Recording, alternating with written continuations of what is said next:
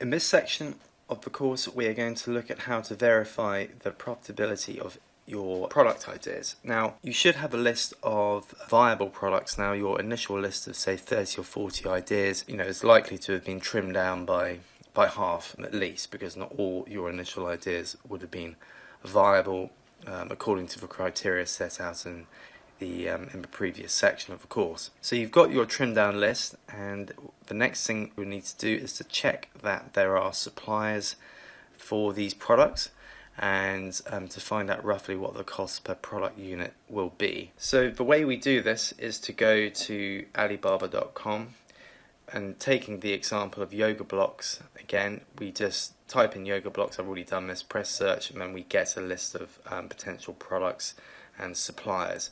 Now we don't want to look too deeply into it. We just want to check that what price will be for the actual product, roughly. So looking at this, it looks as though it's going to be roughly $1 per block.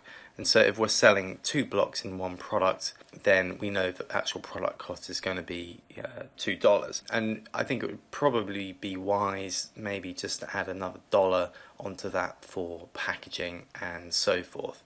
So we know that each yoga block product is going to cost us roughly $3.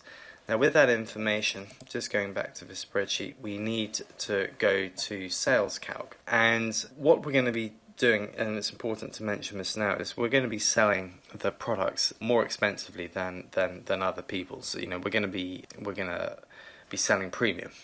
We don't want to sell cheap. We want to sell premium, because premium products, more expensive products, generally tend to sell more than cheaper products. But we'll go into that a little later on. So once we've done that, we need to go to sales calc. And I've given a link for this in the manual. Now for yoga, the idea of sales calc, or the Amazon tool, is to essentially find out if you're selling a particular product for a certain price on Amazon, whether it's going to be profitable. So let's take the example of yoga blocks again. So what we would need to do is to find the correct category, which in this case would be sports. The sale price. Now the sale price we would need to, because we're going premium, like I just said, we need to be more expensive.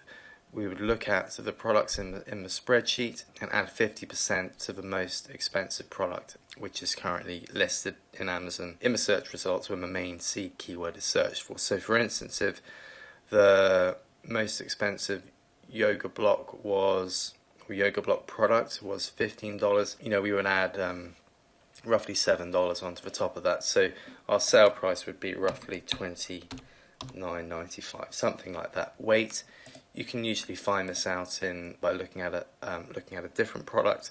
It sometimes gives the weight. You can also look at the manufacturer. The information may give an Alibaba to determine the weight of each block. Let's just say it's £3. Shipping method, just keep it as domestic standard. Shipping price, it kind of depends, but I think you can. It gives $5.99 as a standard domestic price now. But it doesn't really matter, because that doesn't really. It does determine what your profit will be, but that's kind of up to Amazon and up to the customer. So we need to tick Pro Merchant subscriber, because that's what you will be when you sign up to Amazon. So the cost to acquire, that will be what we just determined by looking at Alibaba. So the cost to acquire would be, let's say, $3. The cost to ship, and this is per individual product. So if we had, say, 500 yoga blocks, and the shipping was 500 in total, that's going to mean it's going to be $1 per block. If we're selling 2 blocks, let's just say the shipping is going to be $2. Desired profit, we don't need to worry about that, because we're actually you can add this information in, but we're doing it the other way round. So we've now determined that we're going to be selling the yoga blocks at $22.95. The weight's £3. Shipping domestic standard. Again, it doesn't really matter too much about that. It does make a difference, but like I say, just set up whatever it is for domestic standard. Pro Merchant, $3 to acquire, $2 to ship. Now, once we've entered all of that information in, we can see what we're actually going to be making. So the proceeds, which are the sale price plus the shipping, will be $28.94. So that's what the customer will be paying. The cost for the actual item shipping, Amazon fees, and the Amazon fees is a percentage, 15% of the total proceeds will be $4.34. Basically, our net profit in this instance is going to be $19.60, which is a margin of almost 70%. So we know that this product is going to be profitable. So it's definitely got potential if we're selling at that price and we're buying at $3 each, and shipping is going to be $2 per product from China to the United States. So there's definitely a lot of potential here. Very high margins once a product is sold.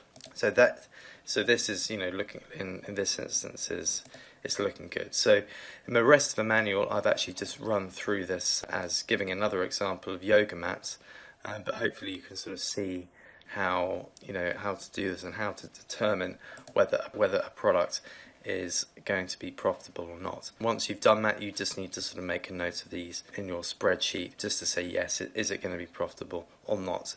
And then once we move on to determining what products you're going to move ahead with for the final part of the research, this is good. This is going to help.